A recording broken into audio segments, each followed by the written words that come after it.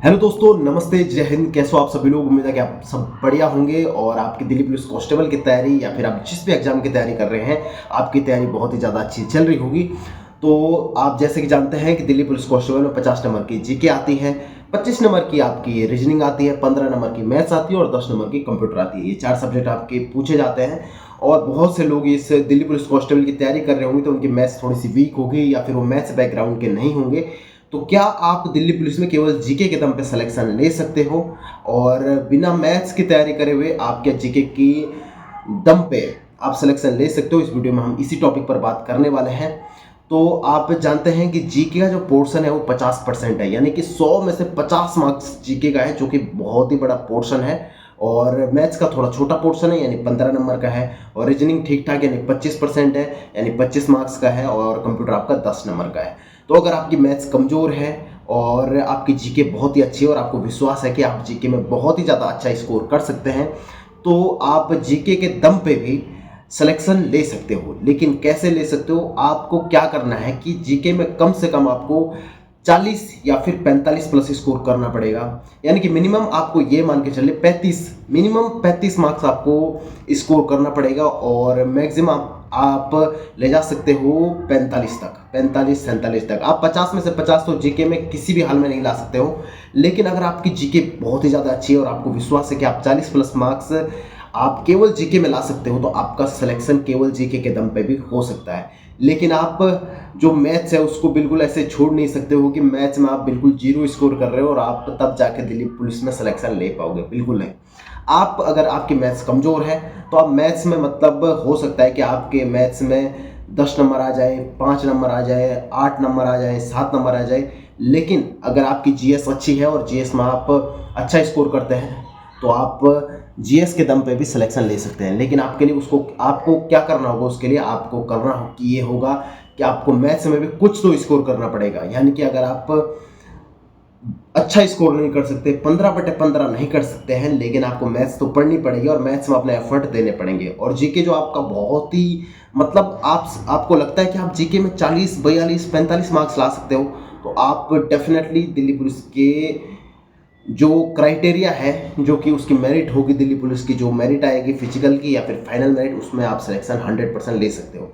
लेकिन आपको करना क्या? आपको पहले तो जो जो चीज़ें हैं, स्टैटिक जीके बहुत मजबूत करना पड़ेगा। आपके जो भी जीके के सब्जेक्ट हैं सब आपको बहुत ही ज़्यादा मजबूत करने पड़ेंगे। करंट अफेयर आपको ऐसा होना चाहिए कि बिल्कुल आप कहीं से भी पूछो आपको आ जाना चाहिए। हिस्ट्री, पॉलिटी, इकोनॉमिक्स, आपको एक भी सब्जेक्ट नहीं छोड़ना है। अगर आप केवल जीके के दम पर सिलेक्शन लेना चाहते हो, आपने पॉलिटी निकाल दी, हिस्ट्री निकाल दी, और पॉलिटी हो गया, हिस्ट्री हो गया, ज्योग्राफी हो गया, इकोनॉमिक्स हो गया, बायोलॉजी हो गया, फिजिक्स हो गया, केमिस्ट्री हो गया, ये सारा पढ़ना पड़ेगा आपको। और स्टैटिक जीके तो पढ़ना ही है, साथ ही करंट अफेयर। ये लगभग 10 सब्जेक्ट जो जीएस के अंतर्गत आते हैं वो आपको मतलब बिल्कुल घोट के पी जाने हैं, तब जाके आप जीएस में बहुत ज़्यादा स्कोर कर पाओगे। क्योंकि जीएस में स्कोर करना यानी बहुत ही मुश्किल भी होता है, क्योंकि जीएस का जो मतलब एक लिमिट नहीं है जीएस की। जीएस कहीं से भी आ सकता है और जीएस बहुत बड़ा सिलेबस है। तो अगर आपको इतना विश्वास है खुद पे कि आप 40 से ज़्यादा या 45 से ज़्यादा या फिर मतलब मिनिमम 40 से ज़्यादा आप स्कोर कर सकते हो, तो आप 100% सिलेक्शन ले सकते हो। लेकिन आप मैथ्स को बिल्कुल भी निगलेक्ट नहीं कर सकते हो। ऐसा नहीं कि आप मैथ्स में अटेम्प्ट ही ना करो, यानी कि जीरो अटेम्प्ट करो और आप सोच रहे होंगे कि दिल्ली पुलिस में आप सिलेक्शन ले जाओगे। ऐसा बिल्कुल भी नहीं है। आपको मैथ्स में क्या करना होगा, मतलब कोर्स तो ख़त्म करना पड़ेगा, यानी कि जो सिलेबस है वो पूरा ख़त्म कर देंगे आप। और अगर आपकी मैथ्स बैकग्राउंड नहीं भी है तो अगर मैथ्स का आप पूरा सिलेबस भी कंप्लीट कर लेते हैं तो मैथ्स जो दिल्ली पुलिस की है वो इतनी ज़्यादा हार्ड भी नहीं है। तो आपको क्या करना है कि पूरा सिलेबस मैथ्स का भी ख़त्म कर देना है और उसके बाद प्रैक्टिस करनी है। और फिर भी आपको लगता है कि आपकी जो मैथ्स है वो कमज़ोर है, तो आपको जो जीएस वाला पोर्शन है उसको बहुत ज़्यादा मजबूत करना पड़ेगा। जीएस के साथ साथ आपको रीजनिंग बहुत मजबूत करनी पड़ेगी और आपको कंप्यूटर बहुत मजबूत करनी पड़ेगी। यानी कि आप रीजनिंग, कंप्यूटर और जीएस वाले जो पोर्शन है, यानी कि जो 85 नंबर का पोर्शन है, उसमें आप जितने ज़्यादा मैक्सिमम मार्क्स हो सकते हैं 85 से ज़्यादा, 85 का और 15 नंबर का, यानी कि 15 को आप ऐसे मान के चलो जो मैथ्स का पोर्शन है उसमें आप ऐसे नहीं सोच सकते कि आप 15/15 लाओ और आप 85 में से आपको ज़्यादा से ज़्यादा स्कोर करना पड़ेगा। और ऐसा तो है नहीं कि जो दिल्ली पुलिस की मेरिट है वो 85 प्लस चले जाएगी, ये बहुत रेयर चांस है। और बहुत सारे लोग बोलते हैं कि 85 प्लस 90 प्लस चले जाएगी, इतनी ज़्यादा मेरिट कभी भी नहीं जाने वाली।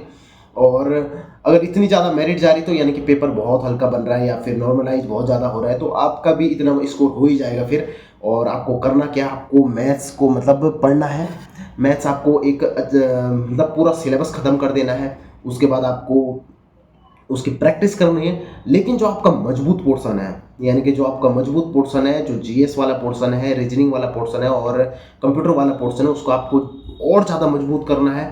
उसमें तो आपको मतलब बिल्कुल भी लूप होल नहीं छोड़ना है। जो जीएस वाला पोर्शन है उसमें अगर आपने लूप होल छोड़ दिया, जो आपकी मजबूती है उसी को अगर आपने अपनी कमजोरी में बदल दिया, तो आप सिलेक्शन फिर नहीं ले पाओगे। तो आपको करना क्या है, आपको मैंने जो जो पॉइंट बताए आपको याद रखने होंगे या फिर वो नोट कर लीजिएगा आप। तो जीएस के जो सब्जेक्ट थे, हिस्ट्री हो गया, इकोनॉमिक्स हो गया और पॉलिटी हो गया, ज्योग्राफी हो गया, करंट अफेयर हो गया, स्टैटिक जीके हो गया, फिजिक्स हो गया, केमिस्ट्री हो गया, मैथ्स हो गया और करंट अफेयर बता दिया था मैंने और स्ट्रेटेजी, ये 8-10 सब्जेक्ट आपको बिल्कुल रट डालना है। मतलब आपको ऐसा नहीं होना चाहिए कि आप यहाँ से क्वेश्चन छूट जाए, क्योंकि आप ये सब भी कर लोगे तब भी आपके ऐसे क्वेश्चन आएंगे जो आपको नहीं आएंगे। तो लेकिन आप अगर ये 8-10 सब्जेक्ट पे बिल्कुल कमांड बना दोगे तो आपके 40+ स्कोर हो सकता है। और आपको रीजनिंग में फिर लूप होल नहीं छोड़ना है, कंप्यूटर में लूप होल नहीं छोड़ना है। और अगर मैथ्स आपकी हल्की है तो आप मतलब 85 का जो आपका स्कोर है, यानी कि 85 जो सारे सब्जेक्ट मिलाकर है और 15 का जो मैथ्स है, तो आपको ये 85 वाला स्कोर जो है उसमें से आपको ज़्यादा से ज़्यादा मार्क्स खींचने पड़ेंगे। और 15 का जो स्कोर है उसमें से आप थोड़ा आपके कम भी आएंगे तब भी आप सिलेक्शन आराम से ले सकते हो। तो ये आपकी स्ट्रेटेजी रहनी चाहिए कि आपका जो पोर्शन है जीएस वाला वो आप ज़्यादा से ज़्यादा उसमें स्कोर कर पाओ और 15 नंबर में आप थोड़ा कम भी स्कोर कर पाते हो तो तब भी आपका सिलेक्शन आराम से हो जाएगा। तो ये चीज़ें करनी पड़ेंगी आपको। लेकिन अगर आपको केवल जीएस के दम पे सिलेक्शन लेना है तो जीएस आपकी बहुत ज़्यादा मजबूत होनी चाहिए, यानी कि आपको ऐसा लगना चाहिए कि आप एग्ज़ाम में जब बैठो तो आपसे ज़्यादा जीएस किसी की मजबूती नहीं है, यानी कि आपने जीएस को बिल्कुल घोट के पी लिया है और आप जीएस में किसी को भी कंपटीशन दे सकते हो। यानी कि आप ऐसे सोच सकते हो कि जीएस में तो आप मतलब टॉप 1000 बंदों में हो जो सिलेक्शन ले रहा है। जीएस के टॉप 100 या फिर टॉप 1000 बंदों में आपका स्कोर होगा जीएस वाला, तो तब जाकर आप जीएस के दम पे सिलेक्शन ले सकते हो। तो ये सारी चीज़ें फॉलो करनी है आपको अगर जीएस के दम पे आपको सिलेक्शन लेना है। आपका मैथ्स का बैकग्राउंड नहीं है तो भी आपको मैथ्स का सिलेबस तो कंप्लीट करना ही है, सवाल आपको लगाना ही है और तब जाके आपका जितना स्कोर हो जाएगा वो अलग चीज़ हो जाएगी। लेकिन आपको फिर जीएस में एक बढ़िया लेवल का स्कोर करना पड़ेगा, रीजनिंग में बढ़िया स्कोर करना पड़ेगा और कंप्यूटर में आपको बहुत ही बढ़िया स्कोर करना पड़ेगा। तो आप समझ चुके होंगे और आपको समझ में आ चुका होगा कि आप जीएस के दम पे स्कोर कैसे आपका बहुत अच्छा स्कोर ला सकते हो और कैसे आप 100% सिलेक्शन ले सकते हो। तो आपकी जो क्वेरीज होंगी कमेंट सेक्शन में ज़रूर से बताइएगा और जो इसमें आपको लगता है कि और ज़्यादा इंप्रूव किया जा सकता है वीडियोज़ में, आप जरूर से सजेशन दीजिएगा। तो इस वीडियो को इतना ही रखते हैं, मिलता है अगली वीडियो में, तब तक के लिए जय हिंद।